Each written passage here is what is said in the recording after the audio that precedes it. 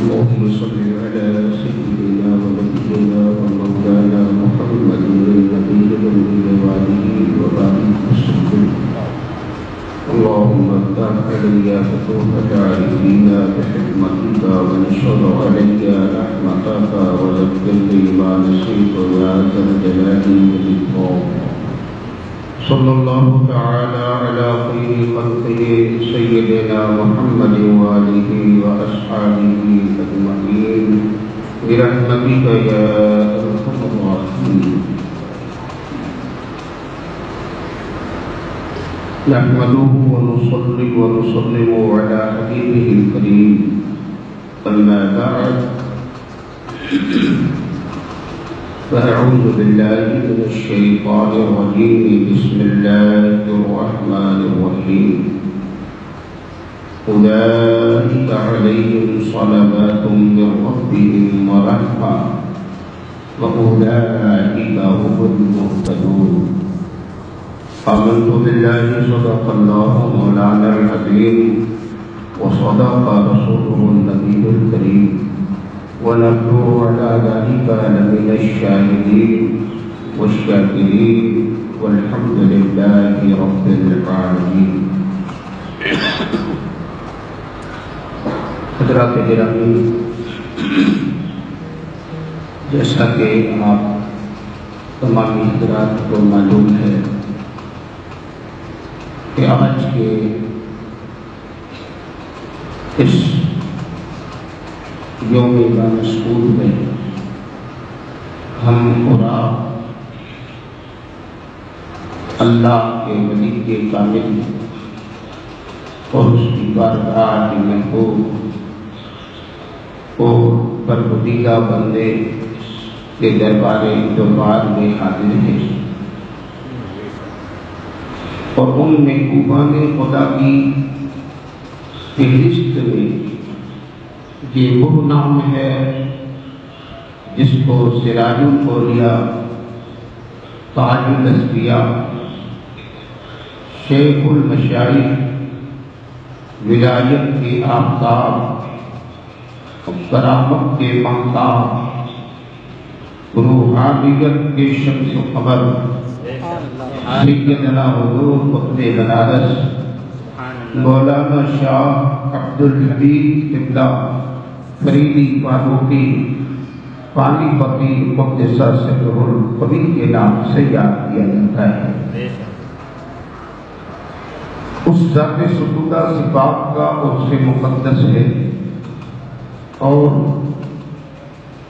حالات کے تحت موجودہ ماحول میں جو لاک ڈاؤن کی پوزیشن ہے اور کورونا جیسی وبا ہندوستان ہی میں نہیں پوری دنیا میں پھیلی ہوئی ہے، اس کے نئی احتیاطی تدبیر کے پیش نظر کوئی لمبا چوڑا پروگرام نہیں، عوام کا ازدحام نہیں، مختصر سے احباب کی موجودگی میں یہ پروگرام آن لائن کر دیا گیا ہے کہ دربار قطب بنارس میں تو تھوڑے سے مختصر سے لوگ ہوں گے، لیکن نیٹ کے ذریعے عالمی سطح پر اور ملکی سطح پر ہر کوئی اپنے اپنے گھر میں رہ کر یہ ہمارا پروگرام سن رہا ہوگا اور سنے گا اور سیدنا حضور قطب بنارس کی یاد منائے گا. اللہ کا یہ وہ محبوب ہے کہ جس پر خدا کی رحمتیں برسا کرتی ہیں اور اللہ کی برکتوں کا نزول ہوتا رہتا ہے. سیدنا حضور قطب بنارس یہ اس ذات کا نام ہے جس کو اللہ نے بچپن میں ہی جنت الفردوس کی سیر کرایا ہے. یہ وہ قطب بنارس ہے جن کو مصطفیٰ جان رحمت نے اپنے دربار میں بلا کر اپنا منبر پاک عطا فرمایا ہے۔ یہ وہ قطب بنارس ہیں کہ جب آپ کی آنکھیں بند ہوئی ہیں اور 2 شوال المکرم کو جب اس تابے پانی سے عالم جاویدانی کا سفر کیا ہے اور جب آپ کی تدبین کا مرحلہ آیا ہے تو آپ کی تدبین میں شرکت کرنے والے اور آپ کی مٹی میں جہاں بنارس کے عوام اور لوگوں کا امتحان رہا ہے، بندگان خدا کی ایک بھیڑ رہی ہے، وہی آپ کی تدبیر میں جہاں اس دنیا میں بسنے والے بندوں نے شرکت کیا تھا، وہی آپ کی مٹی میں حضرت رابعہ بصریہ جیسی اللہ کی محبوب بندی نے بھی شرکت کیا تھا۔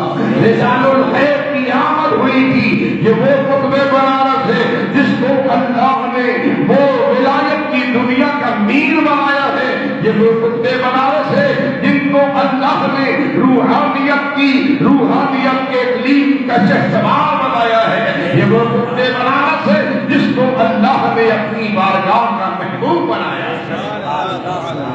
سیدنا حضور قطب بنارس، آج ہم لوگ کتنے خوش نصیب ہیں کہ آپ کے قدموں میں حاضر ہو کر آپ کا ذکر خیر کر رہے ہیں۔ اللہ تعالیٰ نے بنارس والوں کے لیے یہ وہ محبوب بطور انعام دیا ہے جس کی مثال دنیا میں ڈھونڈنے والے ڈھونڈتے رہے۔ ہر ولی نرالی شان کا مالک ہے اور قطب بنارس اپنی ذات کے لحاظ سے نرالی ذات کا نام ہے۔ سیدنا حضور قطب بنارس کی بچپن کا ماحول اور آپ کے حالات میں آیا ہے کہ ننھی عمر ہے، چھوٹے بچے ہیں، والد گرامی حضرت مولانا شاہ فرید الدین فریدی فاروقی علیہ رحمت و رضوان جو آپ کے والد ماجد ہیں، آپ کا وصال ہو گیا۔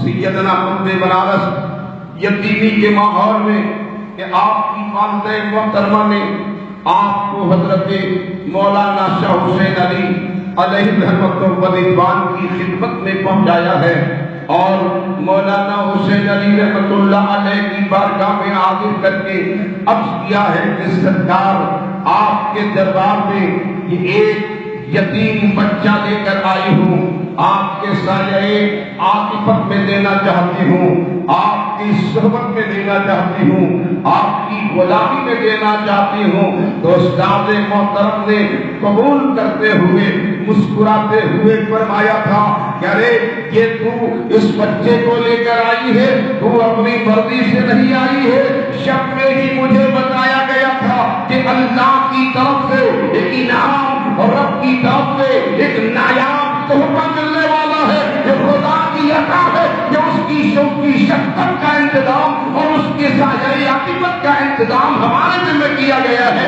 یہ خدا کا دیا ہوا ایک تحفہ ہے جس کا نام قطب بنارس ہے۔ مولانا حسین علی رحمت اللہ تعالی علیہ فرماتے ہیں آپ کی والدہ سے کہ ضعیفہ کو بچے کو لے کر آئی ہے، لیکن شب میں ہی مجھے دکھایا گیا ہے۔ حضرت مولانا حسین علی فرماتے ہیں میں نے شب میں دیکھا کہ شہنشاہ ولایت حضرت خواجہ شمس الدین ترک پانی پتی کے دربار میں کوئی ایک مجلس سجی ہوئی ہے، بہت سارے اولیاء صوفیاء اور بندگان خدا کا مجمع ہے۔ وہ روح پرور تقریب اپنے اختتام کو پہنچتی ہے اور اس کے بعد پھر تبرک تقسیم کیا جاتا ہے۔ ہر ایک کو تقسیم کا کام کرنے والے اپنے ہاتھوں میں ایک روٹی اور ایک پوٹی لیے ہوئے ہیں جو ہر ایک کو دیتے جا رہے ہیں۔ مولانا حسین علی کہتے ہیں میں بھی ایک گوشے میں بیٹھا ہوا ہوں کہ میں لوگوں تک یہ روٹی بوٹی پہنچتی رہی اور جب مجھ تک وہ بانٹنے والے آئے انہوں نے وہی ایک روٹی اور وہی ایک بوٹی جب میری طرف کرنا چاہا تو شہنشاہ ولایت خواجہ شمس الدین ترک پانی پتی نے ارشاد فرمایا اے رضاکار سب کو تو تم نے ایک روٹی اور ایک بوٹی دیا ہے، لیکن اس مرد جلیل کو ایک روٹی ایک بوٹی نہیں اسے 2 روٹی اور 2 روٹی عطا کرو، ایک تو اس کا حصہ اور ایک اس کے یہاں آنے والے مہمان کا حصہ، 2 روٹی 2 روٹی دیا جائے۔ یہ شب میں خواب دیکھا ہے، اور صبح کو مولانا عبدالحمید جو بچپن کے عالم میں ہے، والد محترمہ لے کر آپ کی خدمت میں پہنچ رہی ہے۔ یوں کہا جائے کہ استاذ کی خدمت میں پہنچانے کا کام ظاہر میں تو والدہ کر رہی ہے، حقیقت میں مرد یہ خدا ہے کہ وہ مولانا حسین علی کی خدمت میں عبدالحمید فریدی کو پہنچا رہا ہے، اور اس طرح سے استاذ کی خدمت میں رہ کر آپ پروان چڑھتے رہے ہیں، علم و عمل کی آفتاب بنتے رہے ہیں، روحانیت کے شہنشاہ بنتے رہے ہیں۔ عالم یہ ہے، بچپن ہی کا عالم ہے کہ آپ استاد کی خدمت میں رہا کرتے اور تعلیم و تربیت میں مصروف رہتے۔ حضرت مولانا حسین علی ہر لمحہ ہر وقت آپ پر نگاہ رکھتے، خیال کرتے، آپ پر آپ کو یاد فرماتے، ہر وقت اپنی نگاہ کا نور بنا کر رکھتے۔ ایک دن کچھ ایسا ہوا کہ مولانا حسین علی رحمۃ اللہ تعالی علیہ کی نگاہوں سے مولانا عبدالحمید خطب بنارس جو ننھے بچے تھے نگاہوں سے اوجھل ہو گئے، اور نگاہوں سے اوجھل ہو گئے۔ کچھ دیر گزر گئی کہ آپ سامنے نظر نہ آئے۔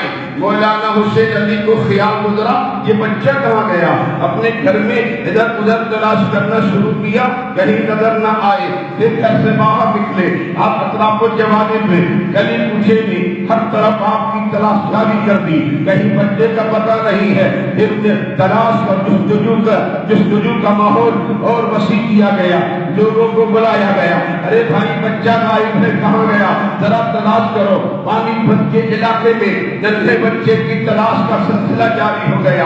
بہت سارے لوگ اپنے اپنے طریقے پر تلاش و جستجو میں لگ گئے، لیکن کہیں بچہ دستیاب نہ ہو رہا تھا۔ بہت دیر گزر گئی کہ اچانک کچھ دیر گزر جانے کے بعد پھر اچانک یہ ننھا بچہ مولانا حسین علی کے گھر میں ہی نمودار ہو گیا، نظر آ گیا۔ مولانا حسین علی نے دیکھا یہ بچہ تو ابھی گم شدہ تھا، تلاش جاری تھی، جستجو کی جا رہی تھی، یا پھر کہاں کر کے اب آ گیا۔ لوگوں کی بھیڑ لگ گئی، مجمع اکٹھا ہو گیا، سارے تلاش کرنے والے سب اکٹھا ہو گئے، اور پھر مولانا حسین علی ننھے بچے سے پوچھنے لگتے ہیں، اے بچے تو ابھی گھر میں سے کہاں غائب ہو گیا تھا، میری تلاش ہو رہی تھی، میری جستجو ہو رہی تھی۔ یہ سارے لوگ سرگرداں تھے، پریشان تھے، تجھے تلاش کر رہے تھے، آخر تو کہاں گیا تھا اور کیسے تو چلا آیا، کیسے گیا کیسے آیا۔ ننھے بچے نے اپنی زبان کھولی اور کہا استاد گرامی مولانا حسین علی ابھی میرے ساتھ یہ معاملہ درپیش ہوا کہ میں اچانک گھر سے باہر ہی نکلا تھا کہ آگے مجھے چند زینے نظر آئے، زینے پر میں زینے سے نیچے اترتا گیا، اور زینے سے نیچے جو اترا تو پھر میں ایک عجب عالم میں پہنچ گیا، ایک ایسا حسین و خوبصورت محل دیکھا جیسا محل آج تک میری نگاہ نے کبھی دیکھا نہیں ہے۔ وہاں پہنچنے کے بعد میں نے بڑی بڑی نورانی صورتیں دیکھی، بہت سے عجائب و غرائب دیکھے، بہت سے انمول معاملات دیکھے، بڑے ہی دلکش مناظر دیکھے، ایسے ایسے ماجرے دیکھے جو نگاہ سے تعلق رکھتے ہیں، زبان سے ادا نہیں ہو پاتے۔ اور اپنے ہاتھوں میں 2 سیب لیے ہوئے تھے، جو آئے تھے تو ہاتھوں میں سیب تھا، اور پھر آپ کہنے لگے میں انہی کی طرف بڑھتا جا رہا تھا، مناظر دکھائے جا رہے تھے، تمامی دلکش مناظر سے گزارا جا رہا تھا۔ ایک موقع پر مجھے پھر ایک باغ میں لے جایا گیا، وہاں مجھے یہ سیب تحفے میں دیا گیا، اور پھر مجھ سے ایک پانی پت کے رہنے والے جو ابھی چند روز پہلے جن کا انتقال ہوا ہے ان سے ملاقات کرائی گئی۔ انہوں نے کہا اے بچے تو آیا ہے یہاں کا منظر دیکھنے، لوٹ کر جا رہا ہے تو مجھے یہ میرا ایک پیغام لیتے جانا، میرے 2 یتیم بچے ہیں، جا کر انہیں خبر کر دینا میں نے پلا پلا گھر میں اپنی کمائی اور اپنا سرمایہ زمین میں دفن کر رکھا ہے، محفوظ کر دیا ہے، اس دفینے کو نکال لینا، اور پھر وہاں سے اس دفینے کو نکال کر فلا فلا کا میں مقبول ہوں، ان کو اتنا قرض دے دینا۔ یہ ماجرا تو ننھے بچے مولانا عبدالحمید منظر عام پر سنا رہے ہیں، ہر ایک سن کر حیران ہے، ششدر ہے، یہ ماجرا کیا ہے؟ وہ شخص ابھی تو چند دن پہلے گزرا ہے، یہ حقیقت میں یہ بیان ہو رہی ہے، ہر کوئی سن کر مولانا حسین علی کو دیکھ رہا ہے، مولانا حسین علی کا چہرہ تک رہا ہے، اور مولانا حسین علی ہے نگاہ بچے کے چہرے پہ جمائے ہوئے ہیں۔ جب بچے کا خطاب ختم ہوتا ہے، ساری باتیں گفتگو تمام ہوتی ہیں، لوگ حیران ہو کر پوچھتے ہیں مولانا حسین علی یہ بچہ کہاں کی باتیں کر رہا ہے، یہ کیسی باتیں کر رہا ہے؟ تو مولانا حسین علی فرماتے ہیں ارے نہیں جانتے ہو، خدائے قدیر نے ننھی عمر میں میرے اس بچے کو جنت الفردوس کی سیر کرا دیا ہے۔ اللہ نے خطبہ بیانات کو کیونکہ دی جنت الفردوس کی سیر کرائی۔ نعرہ رسالت حضور قطب بنارس زندہ باد۔ سیدنا حضور قطب بنارس کے بیان کے مطابق جس گھر میں وہ شخص فوت ہوا تھا، بلایا جاتا ہے ان کے بچوں کو، اور انہیں قطب بنارس نے اس دفینے کی نشاندہی فرمائی، اور پھر اس جگہ کو جب کھودا گیا اتنی ہی رقم وہاں سے دستیاب ہوئی جتنے کے بارے میں بتایا گیا تھا۔ اس سے اس بات کی دلیل بنتی ہے کہ بے شک جو کچھ آپ نے بیان فرمایا تھا وہ بجا تھا، درست تھا۔ جہاں آپ نے جگہ بتائی اس جگہ پہ وہی دفینہ ملا، جتنا آپ نے بتایا تھا اتنا ہی ملا۔ جس کو قبرستان بتایا تھا یقیناً وہ لوگ اپنے قرض کے تکمیل کے لیے سامنے بھی آئے اور انہوں نے تصدیق بھی کیا کہ ہاں ہمارا یہ قرض فلاں کے دن میں باقی تھا۔ اس طرح سے اللہ نے مولانا عبدالحمید قبلہ فریدی فاروقی کو ننھی عمر میں جنت الفردوس کی سیر کرائی ہے۔ مدینہ منورہ کا وہ واقعہ بارہا آپ سن چکے ہیں۔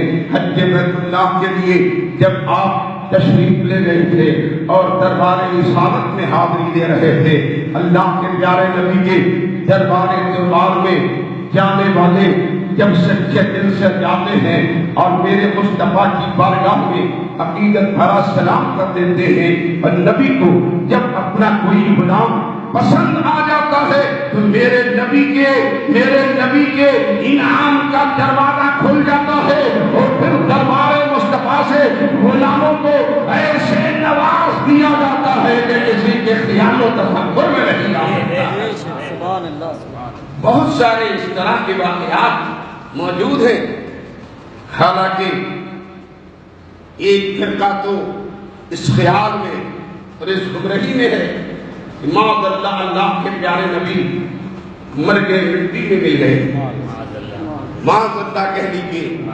لیکن ایسا روحانی عقیدہ، ایسا پیارا عقیدہ، ایسا سچا عقیدہ رکھنے والے بھی اس دنیا میں کم نہیں ہیں جنہوں نے کبھی یہ تصور نہ کیا کہ مصطفیٰ معاذ اللہ مر گئے، بلکہ ہمیشہ اس عقیدے پر وہ قائم رہے کہ مصطفیٰ ہمارے جیسے کل زندہ تھے ویسے ہی آج زندہ ہے، اور قیامت تک مصطفیٰ ہمارے زندہ ہی رہیں گے۔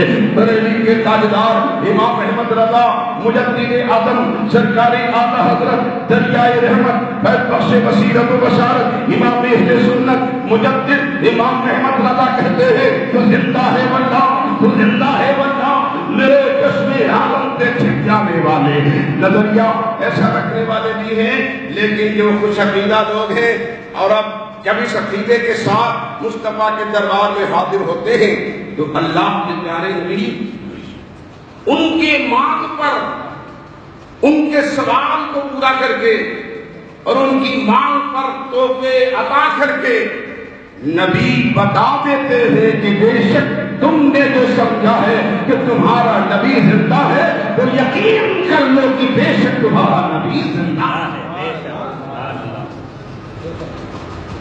لوگ اس شش و پنج میں پڑے ہیں، سنیوں پہ کانا توریدی کرتے ہیں اور بریلویوں کے ساتھ کی باتیں کرتے ہیں۔ یہ بریلویوں کا عقیدہ ہے کہ معاذ اللہ نبی زندہ، حاضر و ناظر مصطفیٰ، اور کوئی کبھی ایسا عقیدہ نہیں رکھتا۔ صدیق اکبر کا قول کوئی پیش کرتا ہے، کوئی فاروق اعظم کا قول پیش کرتا ہے، کوئی عثمان غنی کا، کوئی فاتح خیبر کا، کوئی حضرت فاطمہ کا، کوئی حضرت عائشہ کا، ان کا قول پیش کر کے غیر مقلد کہتا ہے ہم تو جانتے ہی ہیں کہ معاذ اللہ مر گئے، صدیق بھی کہتے ہیں کہ مصطفیٰ مر گئے، عمر بھی کہتے ہیں کہ مصطفیٰ مر گئے، عثمان بھی کہتے ہیں کہ مصطفیٰ مر گئے، علی بھی کہتے ہیں کہ مصطفیٰ مر گئے۔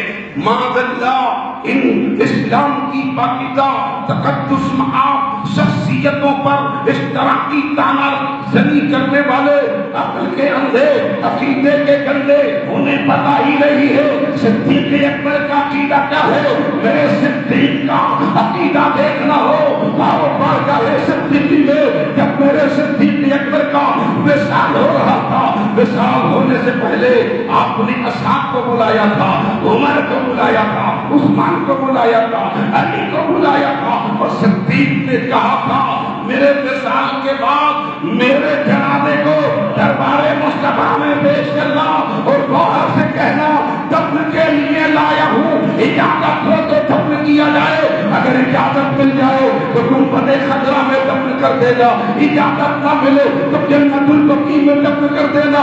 یہ صدیق اکبر کا عقیدہ ہے۔ گویا صدیق بتا رہے ہیں کل بھی مصطفیٰ زندہ ہے، آج بھی مصطفیٰ زندہ ہے، کل بھی مصطفیٰ کا اختیار رہا ہے، آج بھی مصطفیٰ کا اختیار رہا ہے۔ تبھی تو کہا ہے کہ ان سے اجازت لے لینا، مردہ تصور کرتے تو کب کہتے یہ صدیق کا عقیدہ رہا لے جانا، بعد والوں نے بھی ایسا نہیں سمجھا، کہہ رہے کہ صدیق کی اخیر وقت کی باتیں ہیں، کوئی ضروری نہیں کچھ پہ عمل کیا جائے۔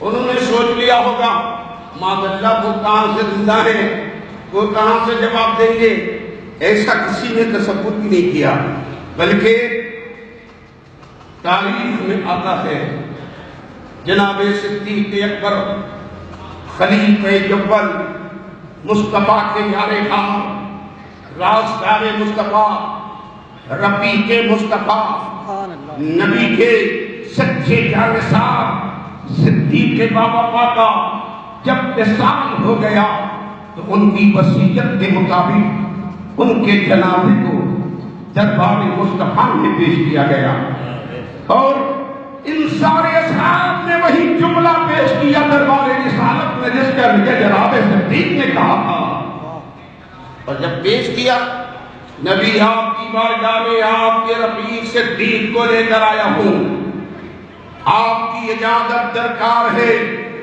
اجازت ہو تو اندر دفن کیا جائے ورنہ جنت البقیع میں۔ یہ کہنے والے گویا ثابت ہو رہا ہے نا کہ ان کا عقیدہ ہے کہ مصطفیٰ سن رہے ہیں، مصطفیٰ زندہ ہے، ورنہ کہتے ہی کیوں؟ کہا صدیق نے کہنے کو کہا، صدیق کی وصیت بتا رہی ہے کہ صدیق کا عقیدہ ہے مصطفیٰ زندہ ہے۔ صدیق کے جنازے کو لے کر جانے والے صاحب دربار میں گزارش پیش کر کے یہ ثابت کر رہے ہیں کہ بے شک مصطفیٰ زندہ ہے، اور اب زندہ ہے بھی کہ نہیں یہ مصطفیٰ بتائیں گے۔ ہمارا تو گمان ہے، ہمارا تو خیال ہے، ہمارا تو تصور ہے، ہمارا تو نظریہ ہے، ہمارا تو عقیدہ ہے، زندہ ہے۔ آپ بتائیں مصطفیٰ زندہ آپ ہے بھی کہ نہیں؟ تو تاریخ بتاتی ہے جناب صدیق کے جنازے کو دربار میں پیش کر کے جب اصحاب نے سلام کیا مصطفیٰ اجازت ہو تو دربار میں پیش کیا جائے، اور اگر اجازت نہ ہو تو جنت البقیع میں دفن کر دیا جائے۔ ابھی سوال کیا تھا کہ قبر مصطفیٰ سے جواب آ رہا ہے میرے صدیق کو لاؤ اور میرے پہلو میں دفناؤ۔ مصطفیٰ نے جواب دے کر یہ بتا دیا ہے کہ تمہارا مصطفیٰ زندہ ہے۔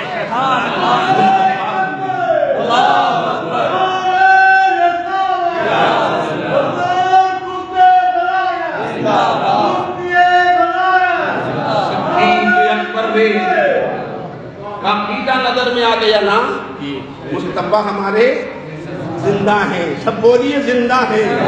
بریلی کے تاجدار نے کہا ہے وہ زندہ ہے بندہ، وہ زندہ ہے واللہ میرے چشمے عالم سے چھپ جانے والے ہیں۔ بات والوں میں بات تو لمبی ہے، بڑا ہی مختصر وقت ہے، مغرب سے پہلے پروگرام ختم کرنا ہے۔ بعد والوں کا بھی نظریہ یہی رہا، صدیق کا عقیدہ دیکھا، نبی کے لخت جگر، حسین شہید کربلا کا عقیدہ۔ جب مدینے سے رخصت ہونے کا وقت آیا تھا، کربلا کی طرف روانہ ہونے کا وقت آیا تھا، میرا حسین دربار مصطفیٰ میں پہنچ کر حسین شہید کربلا نے نبی کی بارگاہ سے اجازت چاہی تھی نا، نبی آپ اجازت دے دیں، آپ کا نور عین، آپ کی آنکھوں کا نور مدینے کو چھوڑ کر جا رہا ہے۔ تو ایسا نہیں ہوا کہ دربار سے خاموشی رہی تو، بلکہ اللہ کے پیارے نبی نے اپنے حسین رخت جگر کو سینے سے لپٹایا، گود میں بٹھالا، دعائیں عطا فرمائی اور نبی کی اجازت پر رحمت فرمائی۔ ایک لمبا سلسلہ ہے، ہر زمانے میں ہر ایک نے یہی جانا ہے کہ مصطفیٰ ہمارے زندہ ہیں۔ بغداد مقدس کے وہ ولایت کی دنیا کے میر جنہیں حضرت شیخ احمد کبیر کہتے ہیں، سرکار غوث اعظم کے زمانے کے بڑے پائے کے بزرگ، انہیں اپنی ولایت اور روحانیت، اپنی کرامت اور اپنی بلندی اور اپنی ترقی اور اپنی محبوبیت پر ناز ہے۔ شیخ احمد کبیر جب عراق کی سرزمین سے چل کر مدینے کی طرف کوچ کیا ہے اور دربار مصطفیٰ میں آئے ہیں، تو شیخ احمد کبیر واضحانہ انداز میں، عقیدت و احترام کے ساتھ، محبت بھرے انداز میں اپنے مصطفیٰ کے دربار میں حاضر ہو کر سوال کیا ہے۔ شیخ احمد کبیر کہتے ہیں، یا رسول اللہ، آپ کا غلام احمد کبیر آپ کے دربار میں حاضر ہے، مصطفیٰ سلام کر رہا ہوں، جواب چاہیے۔ اور مصطفیٰ مصافحے کا شوق ہے، دستے مبارک باہر نکال دیجیے تاکہ کبیر الاولیاء شیخ احمد کبیر آپ کے ہاتھوں کا بوسہ لے لے۔ احمد کبیر نے کہا ہے تو میرے مصطفیٰ نے اپنی قبر سے اپنے ہاتھ کو باہر کر دیا ہے اور احمد کبیر نے بوسہ لیا۔ کیسے بات ہے؟ عقیدہ ہے نا کہ زندہ ہے، اور نبی نے اپنے دست کرم کو باہر کر کے بھی بتا دیا ہے کہ بے شک تمہارا نبی زندہ ہے۔ اسی عقیدے کے تحت مولانا عبدالحمید قطب بنارس، جن کے دربار میں، جن کے قدموں میں ہم اور آپ حاضر ہیں، مدینہ پہنچے تھے اور اللہ کے پیارے نبی کی بارگاہ میں سلام پیش کیا تھا، قبولیت کی درخواست کیا تھا کہ اے مدینے کے شہنشاہ، اے نبوت کے آقا، اے سید المرسلین، دنیا میں عبدالحمید کو آپ کا شہنشاہی کہا جاتا ہے، دنیا کے لوگ عبدالحمید کو آپ کا فدائی کہتے ہیں، دنیا میں لوگ مجھے آپ کا عاشق صادق کہتے ہیں۔ آپ کا عشق سینے میں پل رہا ہے مصطفیٰ، محبت کا چراغ میرے سینے میں روشن ہے مصطفیٰ، غلامی میں جیتا رہا ہوں، غلامی میں زندگی گزر جانے کی امید رکھتا ہوں مصطفیٰ، دربار میں آیا ہوں، کچھ ایسا انعام مل جائے، کچھ ایسا تحفہ مل جائے، کچھ ایسی نظر عنایت ہو جائے کہ دنیا کے لوگوں کا گمان درست ہو جائے، جن کا نظریہ ہے کہ عبدالحمید قطب بنارس یہ مصطفیٰ کا عاشق صادق ہے، تو نبی ثابت کر دیجیے کہ واقعی یہ سچا عاشق ہے۔